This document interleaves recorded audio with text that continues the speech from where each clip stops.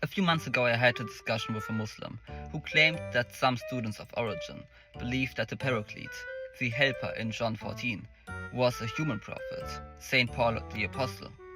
Obviously, I immediately interrupted him because I've read Origen's work on the Gospel of John, and there's no mention of any of that. But recently, I finally figured out where the statement comes from.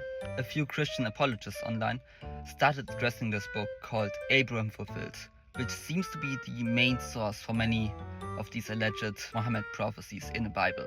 On Origen, it says, and I quote, "This understanding of the Paraclete as a human figure is also reinforced by early Christian interpretations.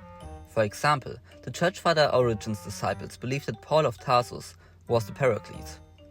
Origen, however, tells us that some of his disciples who did maintained that the other Paraclete was to be identified with the Apostle Paul, meaning probably that the Lord's promise was chiefly fulfilled in the ministry and writings of Saint Paul." That sounds super interesting, so I checked the source, and it doesn't look good for the Muslims.